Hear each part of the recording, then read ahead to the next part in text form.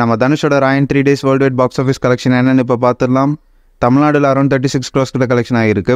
Andhra தெலுங்கானால 7.1 crore, கர்நாடகாவில் 5.3 crore, கேரளாவில் 3 crores, rest of இந்தியாவில் 1.8 crore. So 3 days all over India collection 53.2 crore, ஓவர்சீஸில் 21 crores கிட்ட கலெக்ஷன் ஆகிருக்கு. So 3 days world wide box office collection 74.2 crores. நேற்று morning தனுஷோட மேனேஜர் ஸ்டேஸே ராயன் 3 days 75 crores கிட்ட கலெக்ஷன் கொடுத்துருந்துச்சுன்னு அஃபிஷியலாக சொல்லியிருந்தாரு.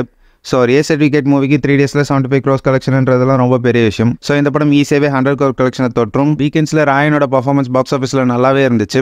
பட் நேற்று மண்டே இருந்தாலுமே கலெக்ஷனில் எந்த ஒரு பெரிய ட்ராப்பும் ஏற்படல. ஸோ வெயிட் பண்ணி பார்ப்போம் வீக் டேஸ்லேயும் ராயன் பாக்ஸ் ஆஃபீஸில் என்ன மாதிரி பர்ஃபார்மன்ஸ் பண்ண போகுதுன்றத. பிரபாஸ் லீடாக ப்ளே பண்ணுற தி ராஜா சாப் படத்தோட கிளிம்ஸ் வீடியோ இப்போ லான்ச் பண்ணியிருக்காங்க. அந்த கிளிம்ஸோட லிங்கை கீழே டிஸ்கிரிப்ஷனில் தரம் போய் செக் பண்ணி பாருங்கள். பாகுபலி 1 பாகுபலி 2க்கு அப்புறம் நம்ம பிரபாஸ்க்கு சொல்லிக்கிற மாதிரி எந்த ஒரு படமும் ரிலீஸ் ஆகலை. கல்கி மட்டும்தான் ஆடியன்ஸ் கிட்ட ஒரு நல்ல ரெஸ்பான்ஸையும் நல்ல ப்ரைஸையும் வாங்கிட்டு இருந்துச்சு. ஸோ இதே மாதிரி முன்னாடி படங்களில் பண்ண மிஸ்டேக்ஸை இனிமேல் பண்ணாமல் மிர்ச்சி மசாலா படத்தில் எப்படி கமர்ஷியலாக இறங்கி அடிச்சிருந்தாலோ அதே மாதிரி இனிமேல் படங்கள் பண்ணால் கொஞ்சம் நல்லாயிருக்கும். தி ராஜா சாப் வர 10th April 2025 தேட்டர்ஸில் ரிலீஸ் ஆகும் இந்த கிளிம்ஸ் வீடியோவில் அஃபிஷியலாக சொல்லியிருந்தாங்க. மாருதி தான் இந்த படத்தை டைரக்ஷன் பண்ணுறாரு. இது ஒரு ஹாரர் ரொமான்டிக் காமெடி மூவி.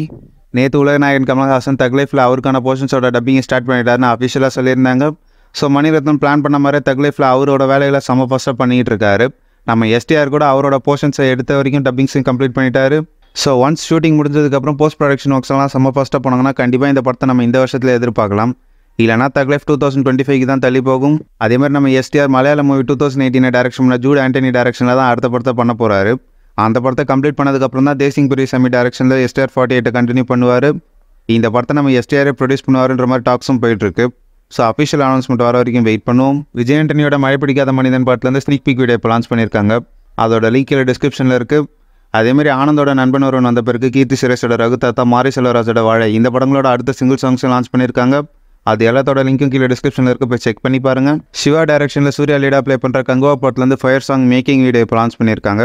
அந்த மேக்கிங் வீடியோட லிங்க் கீழே டிஸ்கிரிப்ஷனில் இருக்குது, போய் செக் பண்ணி பாருங்கள். படம் வர October 10 அன்னைக்கு தேட்டர்ஸில் ரிலீஸ் ஆகும்.